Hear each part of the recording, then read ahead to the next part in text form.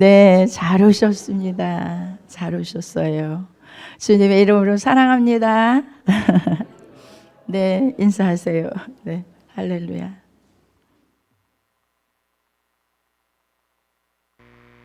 참, 저희가 이제 개척해서 예배를 이제 드린 지 4년 가까이 돼요, 이제. 네, 이제 4년은 아직 안 됐지만 5월 달에 우리가 이렇게 예배를 드렸는데 그동안에 되게 보고 싶은 얼굴들이 있어서요. 따로 만나고 싶어도 그렇게 안 되고 정말 그랬는데 이 집회를 통해서 우리 권사님들이나 여러분들의 그 얼굴을 뵐 때 너무 감사한 거예요. 제가 너무 감격스럽고 감사하고 어떻게 이런 은혜를 베푸셨나. 네, 너무 감사해요. 자, 여러분의 교회에서 목사님들이 정말 전하시는 그 말씀들은 참 얼마나 은혜가 되고 그 안에서 영적인 성장을 해왔고 여태까지 신앙생활을 해서 지금에 이르는 줄 믿어요. 그런데 때로는 어느 제가 이렇게 보니까 무슨 밥을 먹어야 돼요? 쌀밥, 막 이런 밥도 먹지만 진짜 보리밥, 네, 순수한 보리밥 이런 것도 이렇게 먹어보면 정말 색다르구나 이런 걸 느낄 수가 있을 것 같아요. 네. 우리 목사님이 전하시는 그런 말씀보다 더 매끄럽지 않고 뭔가 이렇다 할지라도 여러분 귀를 기울이시고 마음을 활짝 여시면 은혜가 될 줄 믿습니다. 예비하신 은혜가 분명히 있습니다. 믿으시면 아멘. 네. 우리가 오늘 본문에 어리석은 신앙생활을 하지 말자. 어리석은 신앙생활이 있다는 거예요. 어리석은 신앙생활이 뭘까요? 신앙생활을 나는 정말 잘했는지, 그렇지 않으면 어리석은 신앙생활을 했는지 이걸 한번 말씀 속에서 자신을 한번 바라보시고, 잘못됐다면 이 하나님의 66권의 구약과 신약의 이 말씀은 성령의 감동으로 무호한 하나님의 말씀으로 믿으십니까? 믿으시면 아멘. 우리 신앙생활에는요, 이 말씀의 권위가 있는 거예요. 떠나서 어떠한 신비를 행하고 어떠한 역사가 일어나도 이 말씀을 기초로 하지 아니한 그런 것들은요, 뭐예요? 이단이에요, 이단. 잘못된 거예요. 그런 역사가 있을 수가 없어요. 근데 오늘 조금은 어려울 수 있어요. 그렇지만 갈라디아서 오늘 3장에 읽은 말씀 중에 바울 사도는 어리석도다. 갈라디아 사람들아 띄워주세요. 말씀을 띄워주면서 앞에 우리가 성경을 보시면서 보도록 하겠습니다. 눈을 읽으면서 우리를 위하여 아니요 3장 1절 네.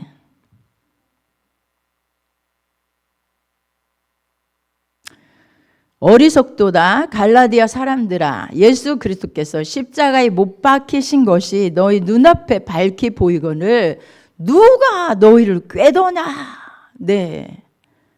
지금 바울 사도가 정말로 이거는 아니다. 너희들 왜 그렇게 어리석으냐. 갈라디아 교회에게 책망하는 거예요. 그러면서 예수 그리스도가 십자가에 못 박힌 것이 너희 눈앞에 지금 밝히 보이고 있건만 누가 너희를 꿰어서 이렇게 지금 뭔가 신앙생활을 하고 있느냐. 이거 아니다라는 거예요. 책망하는 거예요. 그러면서 2절에 다 같이 한번 읽어볼까요? 내가 너희에게 다만 이것을 알게 하노니 너희가 성령을 받은 것은 율법의 행위로냐 듣고 믿음으로냐. 여러분 전자예요 후자예요?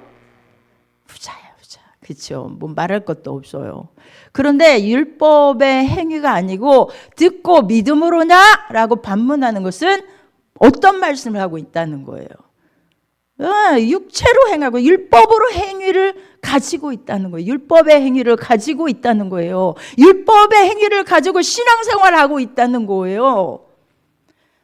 저도 신앙생활을 한 지가 참 이제 되게 많이 됐죠. 몇십 년, 50년은 안 됐지만 50년 가까이 됐어요. 그러니까 그런 신앙생활을 했는데, 신앙생활 처음 했을 때는 예수님의 십자가의 은혜가 너무 감사해서 그 은혜 속에서 얼마나 감사한지 진짜 눈물을 한없이 흘리고 예배 때마다, 아니 나 같은 죄인을 예수님이 십자가에서 못 박혀 돌아가셨다니, 이게 그냥 한없이 감사로 느껴지는 거예요. 늘 감사로 느껴지는데, 그래서 눈물을 흘리지 않을 수가 없습니다. 줄줄 눈물을 흘렸습니다. 그런데 어느 정도 신앙생활을 하다 보니까 어찌된 일인지 그 감사와 감격은 다 잃어버리고 뭐가 나오냐면, 뭔가 이상하게 이렇게 살았느냐 못 살았느냐, 이렇게 살았느냐 못 살았느냐, 내가 이렇게 살아서 어떡하지? 그러면서 말씀에 나를 자꾸 비춰보면서 큰일 났네. 이거 이렇게 살면 뭐지? 말씀을 어기면 분명히 하나님의 뭐가 있어요? 심판이 있잖아요. 믿으십니까? 네. 말씀을 어기면 심판이 따라요. 말씀을 내가 어기고 살았다면 뭘 따르죠? 저주가 따라요. 왜요? 하나님은 공의의 하나님이시기 때문이에요. 공의의 하나님은 우리의 신앙생활에 하나님이 에덴 동산에서부터 말씀하시기를, 너희가 이 말에, 내 말에 순종하면 내가 너희에게 복을 주지만 순종하지 아니하면 반드시 뭐가 따르리라? 형벌이 따르리라. 이게 공의의 하나님이십니다. 공의로 심판하신다는 거예요. 그래서 누가 아담과 하와가 공의로 심판하는 심판의 자리에서 선악과를 따먹음으로 말미암아 어디에 섰죠? 에덴 동산에 쫓겨났습니다. 그리고 땅은 무엇을 받았죠? 저주를 받았습니다. 땅은 저주를 받았어요. 이제 땅의 저주를 받아서 그렇게 하나님께서 예비하신 그 에덴 동산의 삶은 인간이 지금 우리가 상상할 수 없는 그런 삶이었습니다. 하나님이 거저주시는 가장 좋은, 인간에게 필요한 가장 좋은 것들로 너무너무 진짜 다 만족하고 즐거워하고, 우리가 일해서 뭔가 먹을 수 있는 그런 게 아니라 주신 것들을 그냥 따먹고 즐기는 거예요. 행복해하는 거예요. 그리고 주님과 함께 동행하는 삶이었어요. 하나님과 함께. 그런데 에덴 동산에 쫓겨남으로 우리에게 땅의 저주를 받았고, 이제 많은 저주가 우리의 삶에 왔습니다. 가시와 엉겅퀴, 또 그로 말미암아 병이 찾아왔고요.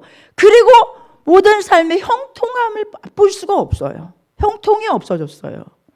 그래서 죄값은 반드시 심판이고, 죄값은 반드시 저주고, 반드시 죄값은 사망에 이르는 거예요. 믿으십니까? 믿으시면 아멘. 그래서 율법의 행위로냐 듣고 믿음으로냐라는 이 바울사도의 이 말씀은 우리에게 다시 한번 너희가 생각해봐라 그런 거예요. 그런데 바울사도의 이 말씀의 핵심은, 우리가 이제 이 성경을 많이 접한 사람들은 결론이 이제 나와 있으니까 알 텐데, 그렇지 않으면 이 부분만 보면 뭐가 뭔지 잘 몰라요. 너희가 이같이 많은 괴로움을 헛되이 받았느냐? 과연 헛되냐? 너희에게 성령을 주시고 너희 가운데서 능력을 행하시는 이의 일에 율법의 행위로서냐 듣고 믿음에서냐? 아브라함이 하나님을 믿음에 이것을 그에게 의로 정하셨다함과 같으니라, 이렇게 말씀하셨어요. 자, 아브라함을 이제 조상 아브라함을 끌어옵니다. 그렇죠? 조상, 우리 믿음의 조상 아브라함이죠. 그 아브라함을 끌어다가 뭐라고 하죠? 그가 하나님을 뭐하매? 믿음에 믿었다는 거예요. 그냥 믿음에 이것을 그에게 의로 정하셨다. 여기에서 이제 알 수 있는 게 뭐죠? 행위가 아니고 믿음이구나. 고개를 끄덕일 수 있죠. 행위가 아니라는 거예요. 믿음이구나. 자, 그런즉 7절에 보니까 믿음으로 말미암은 자들은 아브라함의 아들인 줄 알지어다.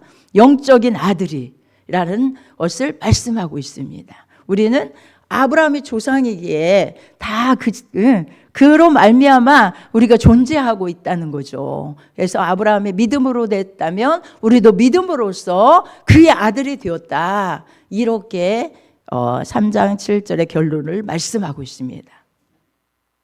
그런데 또 하나님이 이방을 믿음으로 말미암아 의로 정하실 것을, 이방은 지금 아브라함은요 유태인을 향하여 그 유태인들로 형성된 갈라디아 사람들을 향하여 우리가 아브라함 자손으로 말미암아 우리도 믿음으로 아브라함으로 말미암아 자손이 되었다 이렇게 말하고, 오늘 본문에서 지금 믿음으로 이방이 아브라함과 함께 뭘 받는데요? 복을 받는다. 이방도요. 이방인. 그래서 우리까지 정말 열방의 모든 이스라엘을 빼놓고 모든 정말 열방의 모든 사람들이 복음을 듣고 우리까지도 정말 한국 땅에 우리에게도 복음이 들어서 믿음에 있는 자는 아브라함과 함께 복을 받는데요. 그런데 여러분 3장 10절에 하시는 말씀은 또 이 말씀을 반복해서예요. 왜 그렇게 지금 계속해서 이런 말씀을 하실까? 자, 3장 10절 한번 보겠습니다.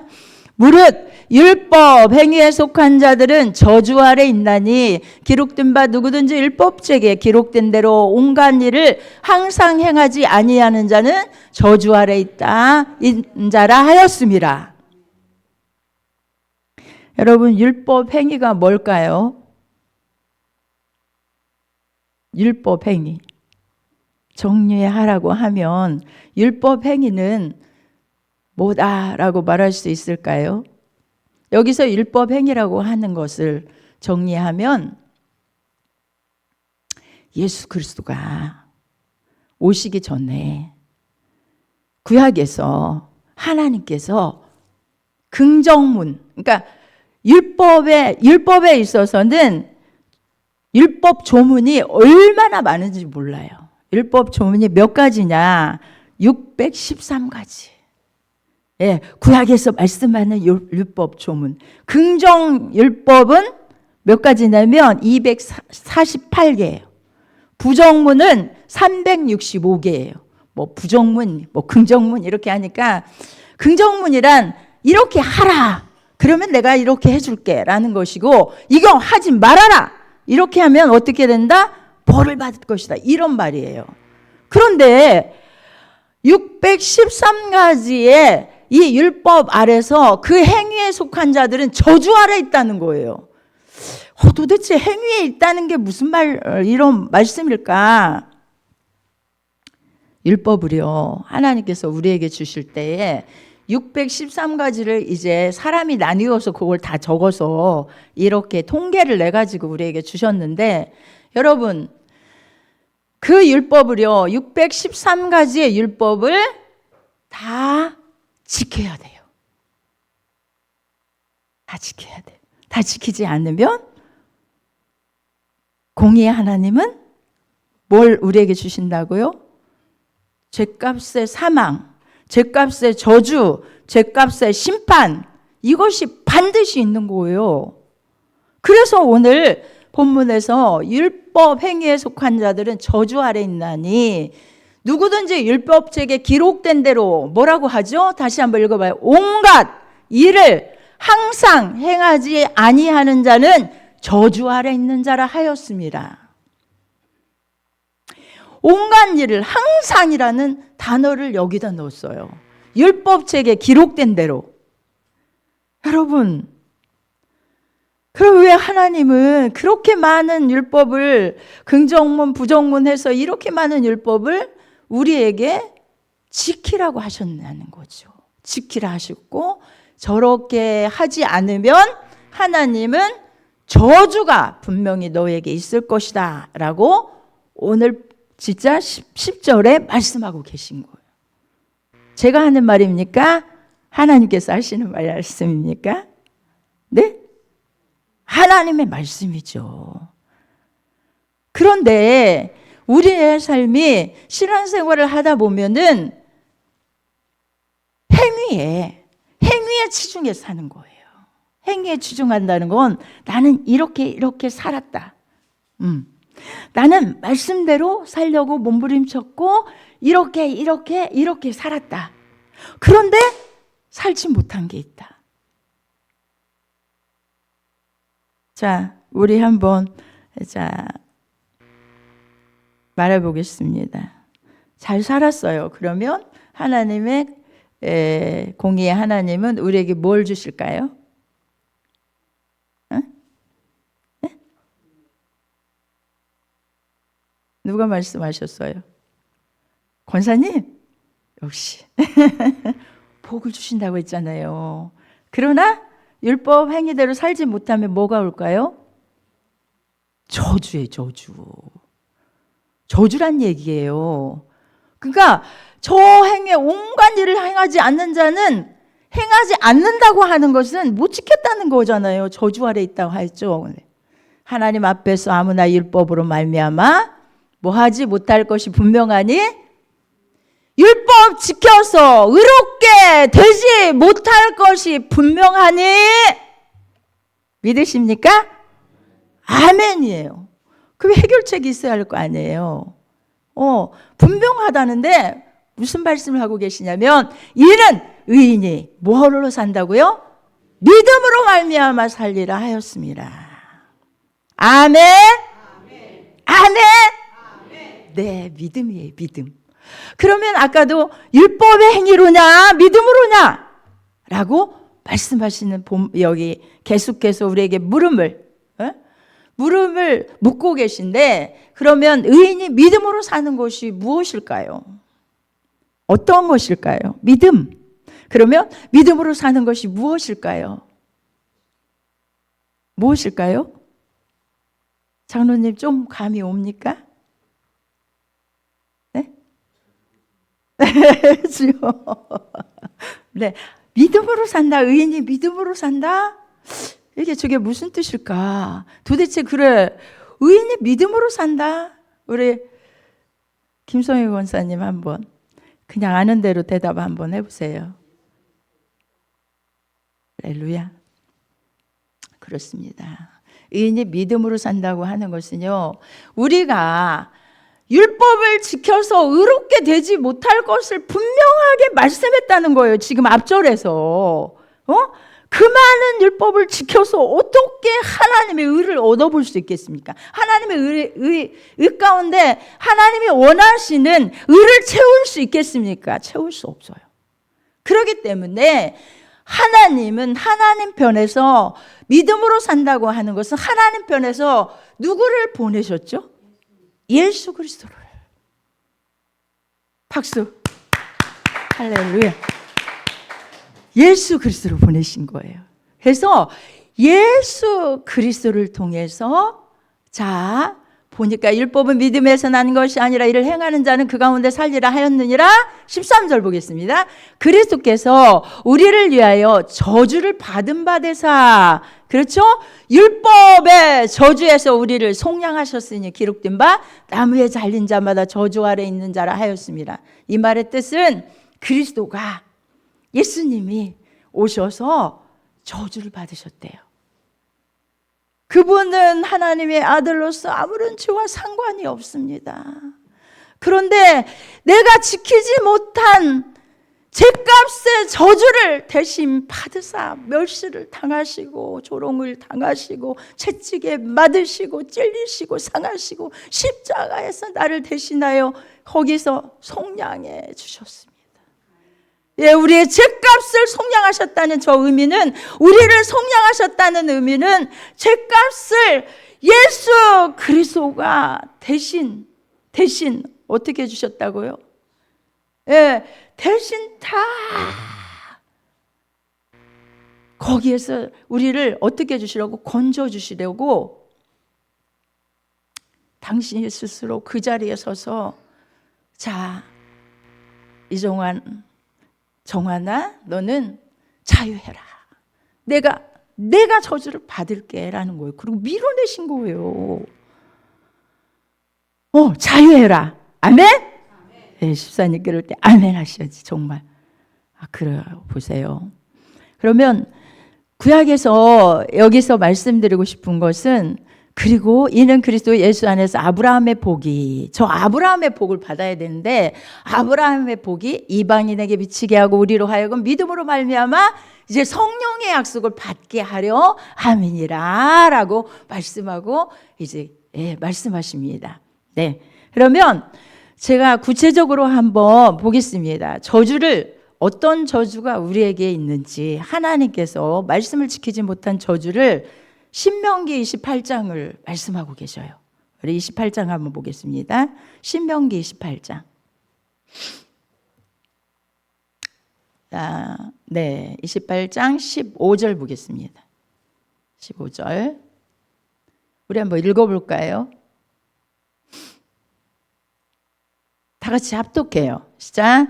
네가 만일 내 하나님 여호와의 말씀을 순종하지 아니하여 내가 오늘날 내게 명하는 그 모든 명령과 규례를 지켜 행하지 아니하면 이 모든 저주가 내게 임하고 내게 미칠 것이니 네가 성읍에서도 저주를 받고 들에서도 저주받을 것이고 또 내 광주리와 떡반죽 그릇이 저주를 받을 것이요 내 몸의 수생과 내 토지의 소산과 내 우양의 새끼가 저주를 받을 것이며 내가 들어와도 저주를 받고 나가도 저주를 받을 것이라.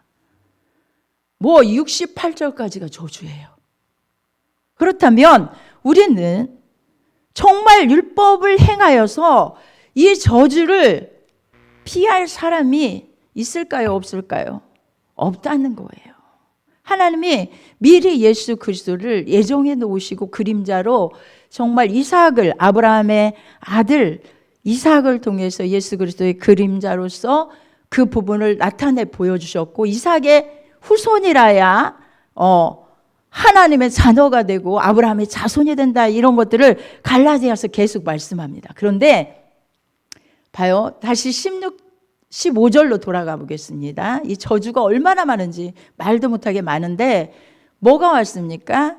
15절. 네가 만일 하나님 여호와의 말씀을 순종하지 아니하여 내가 오늘날 네게 명하는 그 모든 명령이라고 했죠. 네, 하나 지키고 내가 패스 이런 게 아니에요. 하나 못 지키면 그냥 패스가 아니에요. 그게 아니라 뭐라고 하죠? 네, 아니 그러니까 이 모든 명령과 하나님의 정하신 모든 명령이란 아까 말씀하는 율법의 613가지예요. 이 조문이에요. 이것을 하나하나 따져서 하나님의 복을 내릴 자를 복을 내리고 저주 내릴 자를 저주 내린다 하시는 공의의 하나님으로 말씀하시는 거예요. 그래서 모든 명령과 규를 지켜 행하지 않으면 이 모든 저주가라는 지금 16절에서 68절의 저주예요. 거기에는 자, 우리가 육신이 살아갈 때 가장 필요한 게 뭐 많은 것들이 있겠지만 첫 번째로 꼽으라고 하면 물질입니다. 그렇죠? 그래서 사람들은 모두가 다 그걸 향하여 나아가고 있죠. 먹고 사는 문제예요. 육신이 먹지 못하면 죽어요. 그렇죠?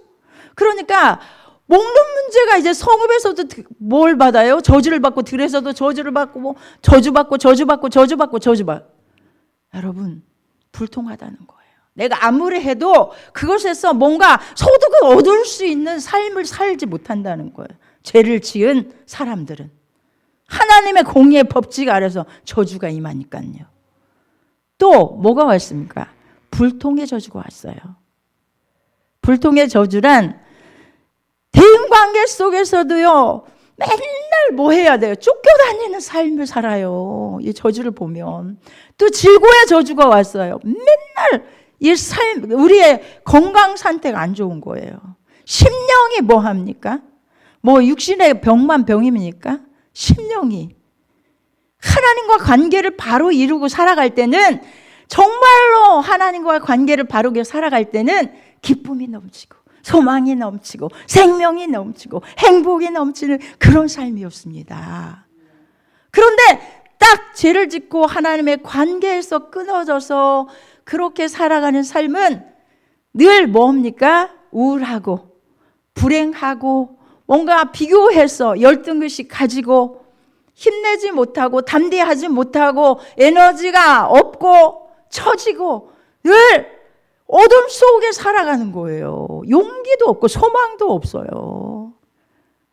그리고 그렇게 하다 보니까 뭐가 오죠? 육신의 질고도 말도 못하게 많은 질고가 우리의 육체 속에 임해요. 이게 뭘까요? 저주예요. 이게 저주. 저주예요.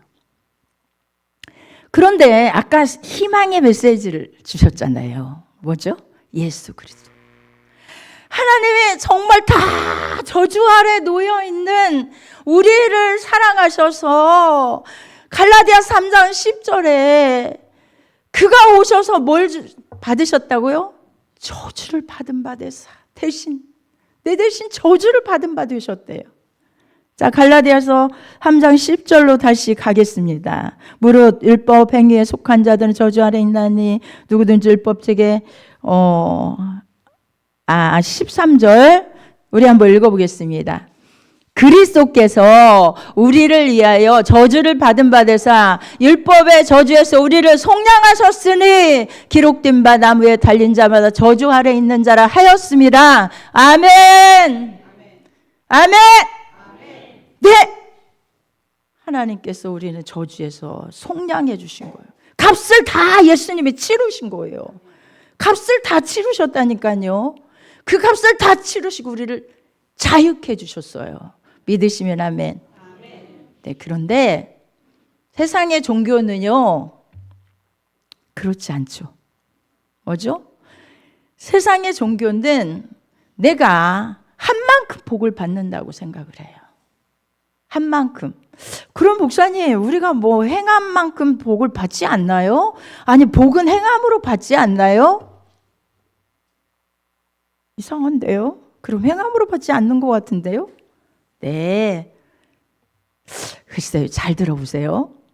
그래서 우리가 구원받는 것도 우리의 의가 있어서 구원받습니까?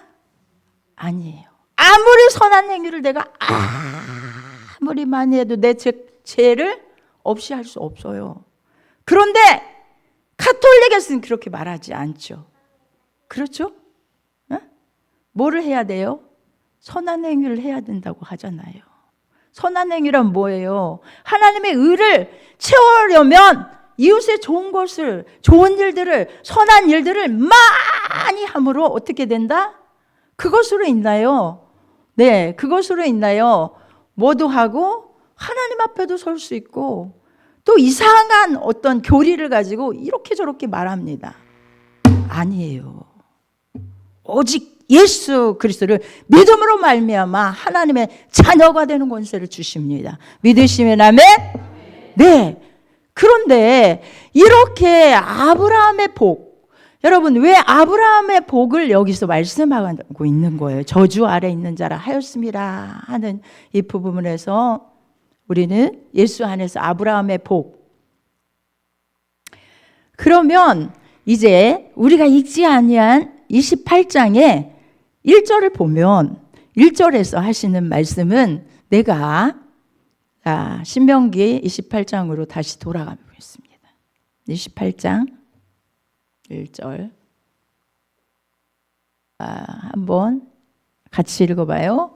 네가 내 하나님 여호와의 말씀을 삼가 듣고 내가 오늘날 네게 명하는 그 모든 명령을 지켜 행하면 내 하나님 여호와께서 너를 세계 모든 민족 위에 뛰어나게 하실 것이라. 네가 하나님 여호와의 말씀을 순종하면 이 모든 복이 내게 임하여 내게 미치리니 성읍에서도 복을 받고 들에서도 복을 받을 것이며 내 몸의 소생과 내 토지의 소산과 내 짐승의 새끼와 우양의 새끼가 복을 받을 것이며, 그리고 14절까지의 복을 말씀하고 계십니다. 여러분, 여러분의 지금의 삶의 복이 나는 하나님 앞에서 하나님이 원하시는 말씀의 기준하여 그렇게 순종하고 그 일들에 내가 그렇게 살았기 때문에 이만한 결과를 가져왔다 하는 사람은 아멘 한번 해보세요. 아멘? 어쩐지 목사님 말씀 들으니까 그거 아닌 것 같아서 자신이 없어요. 다 그렇게 생각하잖아요. 그렇지 않은가요? 네, 아리송해야죠. 그런데요, 여러분, 이거 거꾸로 하면 안 됩니다.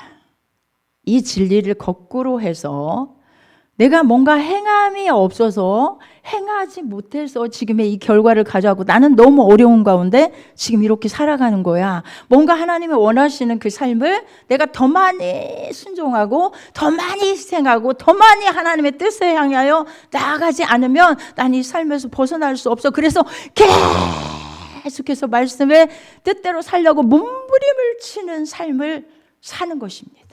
이것이 율법 행위에 속한 자들입니다. 제가요, 신앙생활을 정말 열심히 했습니다. 다른 사람은 알아주든지 안 알아주든지 정말 열심히 하노라 했습니다. 우리 권사님 같은 마을에 살면서 참 새벽 예배며 모든 부분에 어떤 일들에 대해서는 정말 어떤 일도 다 제쳐놓고 하나님 일이라며 가서 그렇게 하고 이렇게 살았습니다. 우리 가은이가 초등학교 1학년 때 저는 진짜 신학을 제가 이렇게 전도사나 주의 종이 되려고 하는 마음은 없었어요. 그런데 신학을 하게 된 동기는 말씀을 깊이 있게 좀 공부하는 것이 신학인가 싶어가지고 옆에 우리 김할순 권사님이 그렇게 하니까 공부 좀 해봐야겠다 싶어가지고 그것도 우리 장로님 회사 그 옆에가 신학교가 있는 거예요. 아주 그거 진짜 이건 하나님의 뜻인가 보다. 가야겠다고. 그러니까 장로님이 그냥 쾌히 그러라고 그랬어요. 가지고 이제 장로님 출근할 때 타고 갑니다. 타고 가가지고 거기서 신학 공부하고 이렇게 돌아오고. 그러니까 이건 하나님이 나에게 허락하신 것이네. 이러고 신학을 하기 시작했고 이제 가은이가 초등학교 1학년이 됐는데 제가 그렇게 신앙생활 열심히 하고 신학할 정도면 그게 꽤 열심히였죠. 그런데 하나님께서 갑자기 이제 가은이가 학교를 가야 되는데 아침에 잘 안 일어나는 거예요. 다른 때 같으면 빨리 일어나, 얼른 밥 먹게 일어나 그러면 하더라도 일어나는데 그날은 안 일어나는 거예요. 얘를 깨워도. 빨리 일어나라고. 그래도 얘가 움직이질 않는 거예요. 가슴에 무슨 불길한 예감이 딱 오는 거예요. 이상하게. 왜 그렇지? 장로님 이상해요. 장로님 아니었었죠. 집사님이었죠. 빨리 가봐요 한번. 왜 가은이가 지금 안 일어나요? 깨도 안 일어나는데 이상해요. 그랬어요. 그랬더니 왜? 그래. 아무래도 병원에 가봐야 할 것 같다고 진짜 그때는요 이 불안이요 가슴에 차오르는데 진짜 어떻게 할 수가 없어요. 안 일어나는 거 그것을 보고도 학교 가야 되는데 못 일어나는 그 부분을 보고도 그 아이가 잘못될 것 같은 어떤 그런 마음이 불안감이 이게 막 솟구쳐 오르는데 감당할 수가 없는 거예요. 그래서 그래? 병원에 그럼 데리고 가봐야 되나? 그리고 이제 이제 장로님도 그걸 챙기고 제가 이제 물수건을 갖다가 이게 물을 닦게 해가지고는 얼굴이라도 닦았어요. 이제 병원에 보내야겠다. 나까지는 못 가더라도 가야. 그러고 얼굴을 닦았습니다. 얼굴을 이렇게 물수건으로. 그랬더니요, 엄마 왜? 그러면서 그때는 일어나는 거예요. 그런데 그런 아기를 데리고 이제 막 병원을 갔어요. 그래서 장로님 병원에 갔는데 애가 뇌가 이상이 있는 것 같다고 하더라고요. 뇌가 이상이 있다고 그랬다는 것을 제가 이제 그 전화를 듣고 큰 병원으로 가보란다는 거예요. 큰 병원으로 가보라고 한다고 해서 이제 익산에 우리가 생활권이 있기 때문에 원대병원을 갔어요. 원대병원을 갔는데 저는 그 소리 듣자마자 얼마나 무섭고 두려운지, 뭐야, 뇌가 이상했다고? 이거는 진짜 벼락이 떨어져도 진짜 그런 벼락은 없는 거예요. 그래가지고 부랴부랴 챙겨가지고 어떻게 제가 갔는지 모르겠어요. 그 병원을 갔더니 애를 뉘어놓고 모든 어떤 줄을 이어가지고 이 뇌파 검사를 한다고 막 다 이어놓고 가운을 뉘어놓고 있는 거예요. 딸내미를. 그때 정말 저는요 쳐다볼 수가 없어요. 왜 그랬는지 모르겠어요. 그거는 하나님의 역사였는지 제가 너무 약해서 저는 겁이 많아요.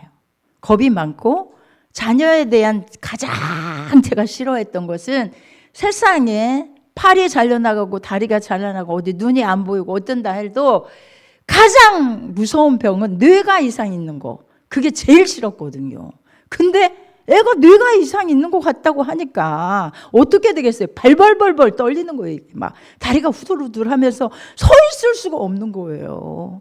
그 병원에 뭐 지켜보고 애를 어떻게 해볼 수 없는데 눈을, 애가 자고 있는데 저기 간호사가 저한테 그러는 거예요. 아니, 얘가 자면서 이래요?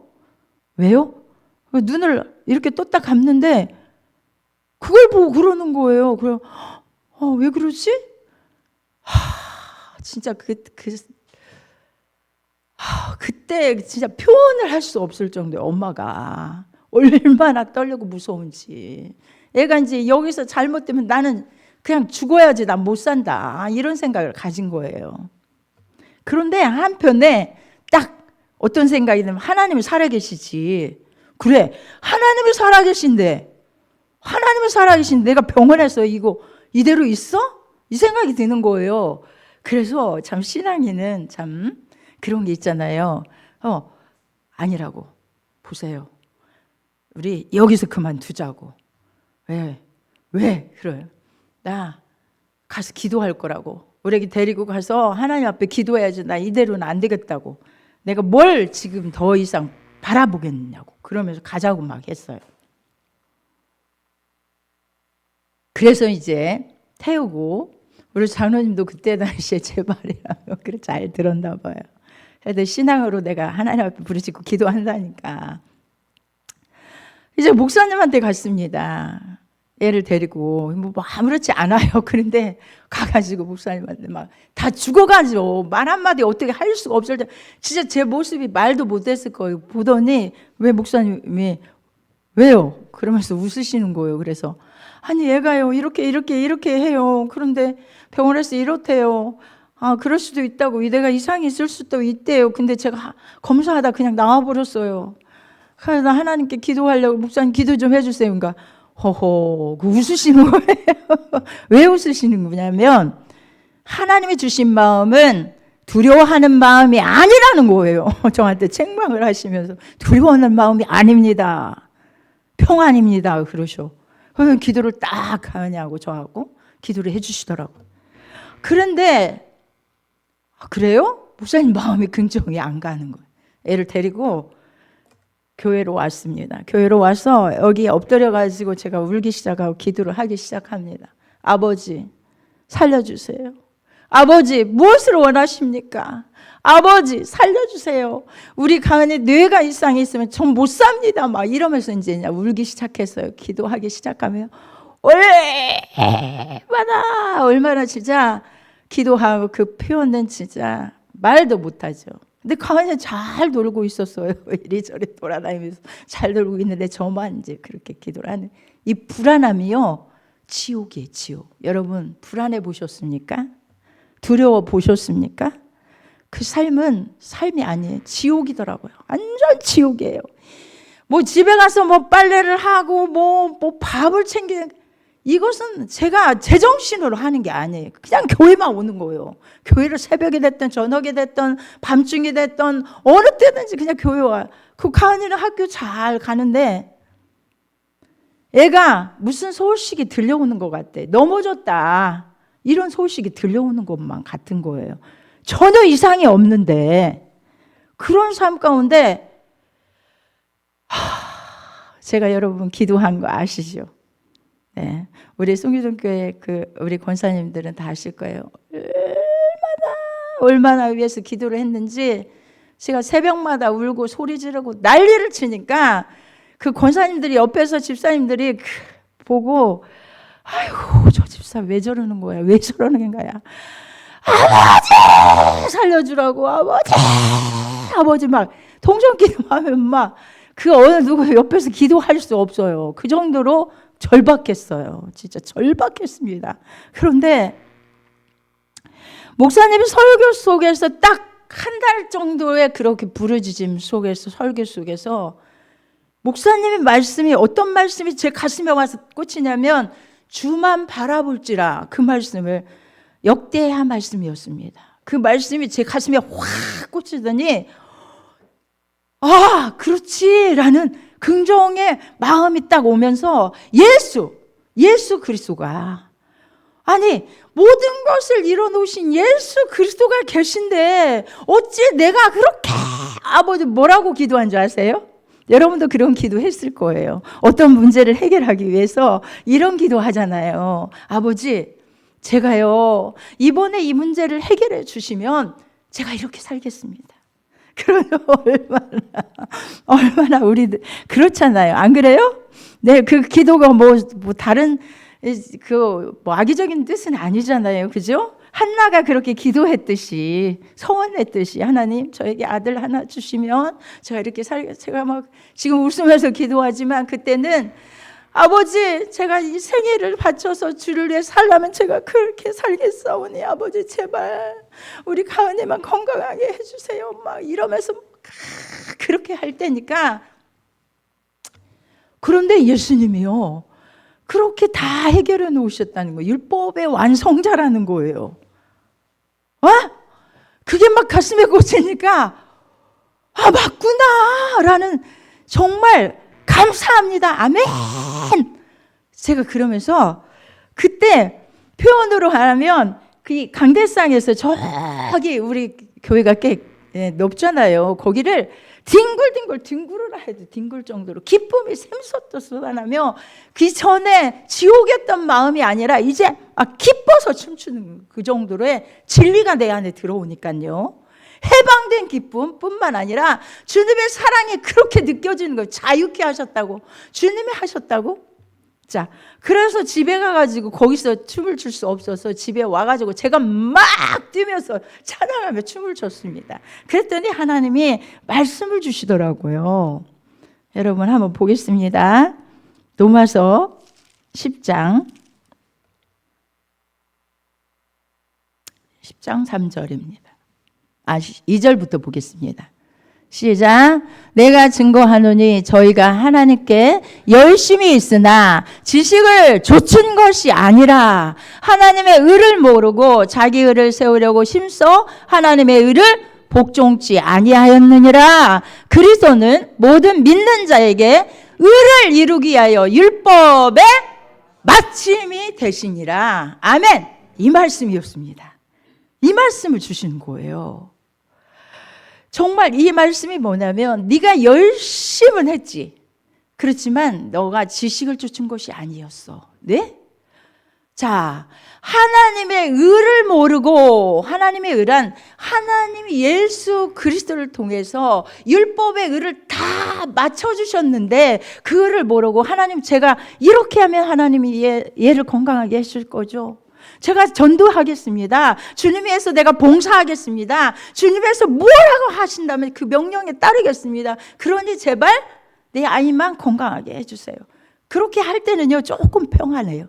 그런데 나가서 조금 이제 교회를 떠나서 이렇게 생활하다 보면 또다시 불안이 찾아오는 거예요. 이거를 반복하는 생활을 했어요. 그런데 저 말씀이 그냥 다가와서, 아니 하나님의 의, 예수 그리스도의 십자가의 의, 그리스도는 믿는 자에게 그 의를 이루게 하여 율법의 마침이 되셨다는 거예요. 여러분, 예수 그리스도가 십자가에서 돌아가실 때 뭐라고 말씀하셨죠? 마지막에 다 이루었다 하시는 거예요. 다 이루었다. 우리가 율법을 행해서 율법을 더 지켜가지고 그 안으로 들어가서 내가 율법의 의를 세워서 하나님의 은총을 받아보려고 하는 그것이 잘못된 지식이라는 거예요. 믿으시면 아멘. 여러분, 이 진리를 세우시기 바랍니다. 믿으시면 아멘. 네, 그렇습니다. 그게 잘못된 지식이라는 거예요. 그러면 이게 잘못된 지식이면 우리가 복은 어떻게 받아야 하나요? 여기에서 자유케 되었습니다. 그래서 가은이 한 번도 그런 적도 없고 아무렇지 않은 애를 제가 그렇게 불안해했던 거예요. 그런데 이 말씀을 깨닫게 하시려고요. 그러면 자, 다시 본문으로 돌아가서 갈라디아서,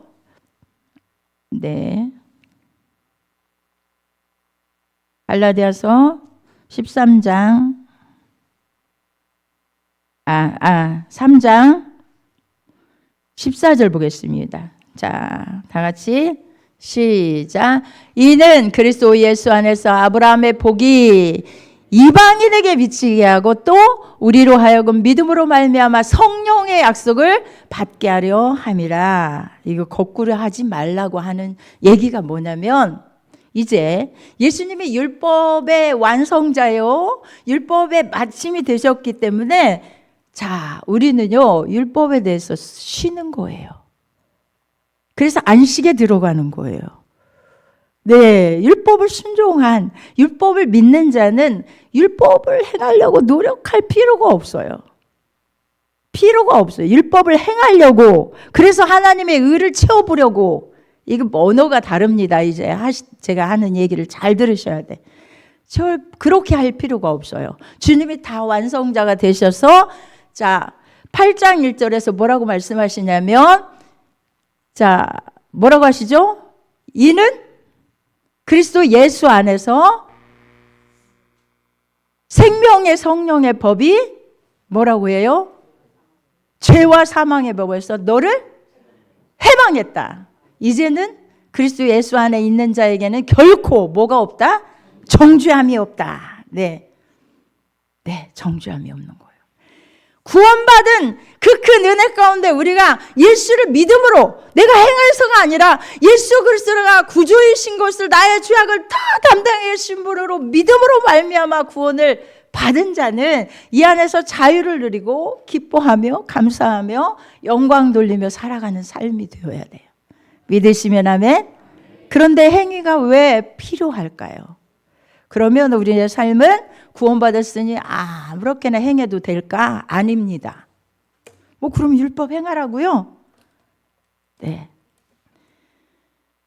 이제는 율법을요, 그리스도 안에서 율법이, 자, 10계명 안에서 예수님이 우리에게 계명을 가르쳐 주신 걸 2계명으로 나누시죠. 첫째가 하나님 사랑이에요.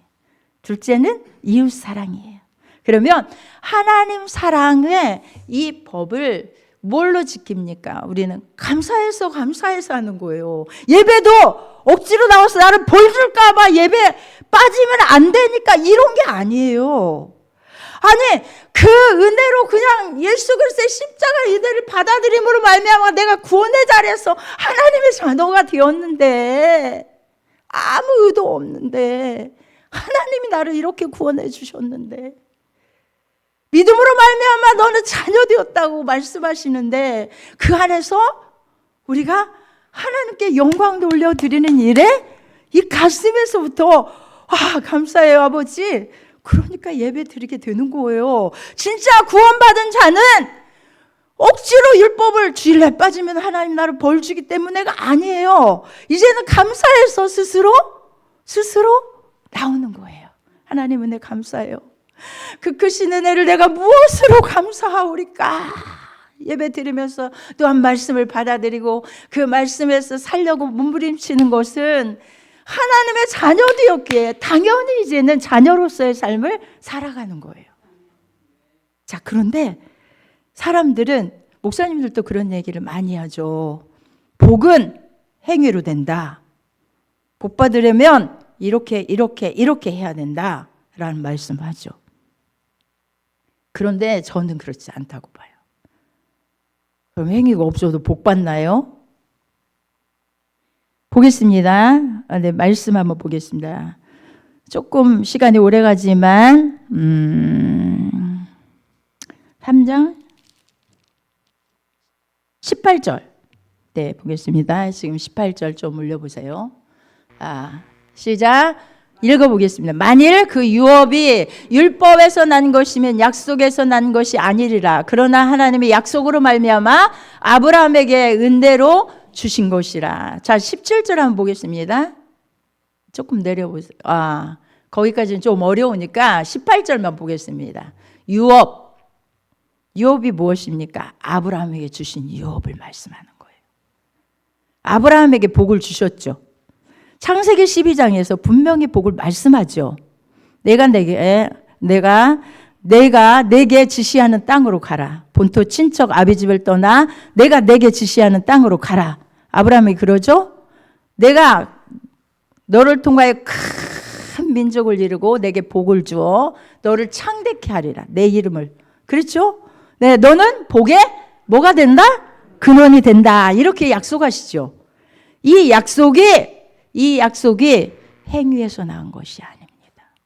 여러분, 왜 행위에서 난 것이 아니라고 말씀드리냐면, 자, 이 복을 주실 때 하나님께서는 약속으로, 지금 만일 그 유업이 율법에서 난 것이면, 행위란 얘기예요. 율법을 행해서 난 것이면, 만일 유업이라는 말은 아브라함의 주신 그 복의 유업을 말하는 거예요. 그 유업이 율법에서 난 것이면, 행위로 난 것이면 약속에서 난 것이 아니리라. 그러나 하나님이 약속으로 말미암아 아브라함에게 은혜로 주신 것이라. 아멘.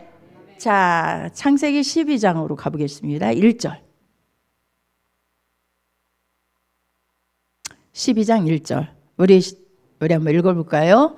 다 같이. 여호와께서 아브라함에게 이르시되 너는 너의 본토 친척 아비집을 떠나 내가 내게 지시할 땅으로 가라. 내가 너로 큰 민족을 이루고 내게 복을 주어 내 이름을 창대케 하리니 너는 복의 근원이 될지라. 너를 축복하는 자에게는 내가 복을 내리고 너를 저주하는 자는 내가 저주하리니 땅의 모든 족속이 너를 인하여 복을 얻을 것이니라 하신지라. 아멘. 네. 그런데 자, 12장 1절을 보면 아브라함을 그냥 부르시죠. 아브라함아, 네? 너는 너의 본토 친척 아비집을 떠나. 그리고 내가 내게 지시한 땅으로 가. 네. 그런데 약속을 하시죠. 저 약속을. 자, 아브라함이 그 전에 행했습니까? 자, 11장에서 아브라함이 어떤 일들을 행했다고 나오나요? 안 나오나요? 성경 아는 사람. 나오나요? 안 나오나요? 안 나와요. 안 나옵니다. 행함으로 안 되었습니다. 무엇으로 됐다고요? 믿음으로 됐고 하나님의 전적인 은혜요 약속을 믿고 순종했기 때문입니다. 순종. 네. 그러니까 그 전에 행위가 나왔더라면 아브라함이 저렇게 받을 만한 인물이 되었기에 하나님은 저런 복을 줬다는 거예요. 그러나 그렇지 않습니다. 저것은 하나님의 전적인 은혜예요. 그냥 우리를 부르신 거예요. 그 수많은 사람들 가운데 박효순 부르신 거예요. 차유정, 김성희, 박효민 이렇게 부르신 거예요. 넌 내 곳이야. 그리고 그 안에서 복을 약속해 주신 거예요. 그 약속을, 이 아브라함의 복을 받는다는 것은 그럼 나는 어떻게 하면 저 복을 받을 수 있을까가 아니고 저 아브라함의 복을 받을 수 있는 자격자는 나도 아브라함과 함께 복을 받을 수 있는 믿음의 사람이 되어서 저 복을 나도 받을 수 있다고 믿는 사람, 그 안에서 복을 받을 수 있습니다. 아멘? 제가 이제 중요한 말씀은 저녁에 하도록 하겠어요. 너무 시간이 많으니까, 많이 걸리니까. 여러분, 그래서 이 성경에서 그런데 그러면 우리 행할 필요 없겠네요. 뭐 그러면 하나님 앞에 헌금할 필요도 없고 복 받으려고 뭔가 이렇게 11조 드리고 할 필요가, 그게 아니라니까요. 구원받은 그 은총에 감사해서 말씀은 어떻게 한다고요? 하나님의 자녀이기 때문에 기쁨으로 하나님의 뜻을 향하여 우리가 드리고 그 삶 가운데 살아가는 거예요. 그런데 하나님은 우리에게 뭘 주시죠? 대가로 복을 주시는 거예요. 그냥. 네, 그거 했다고 복을 주시는 게 아니라 이제는 우리 감사해. 하나님, 제가 이렇게 했으니까 복 주세요. 이건 율법이나 우리가 정말 하나님 말씀이기에 내 아버지가 나를 하나님의 자녀 삼으시고, 야, 이것이 다 네 거 아니야. 10분의 1은 내 것이야. 그러니 드려봐. 온전한 11조를 내 창고에 드려라고 말씀하시잖아요. 그 드리면 내가 하늘문을 열고 내게 쌓을 곳이 없도록 붙지 아니하라, 나를 시험해보라 하는 말씀이 있지만, 네, 하나님 감사해요. 제가 정말로 이렇게 많은 것을 주셨네요.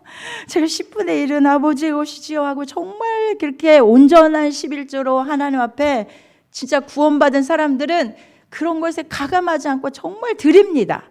그럼에도 약속이 있는 거예요. 거기서 약속하신 약속의 복을 우리에게 넘치게 허락하신 거예요. 그것도 믿음이에요. 아멘? 네, 그것도 믿음이에요. 믿고, 그래, 하나님이 명령하신 이 말씀을 믿고. 아멘? 그렇습니다.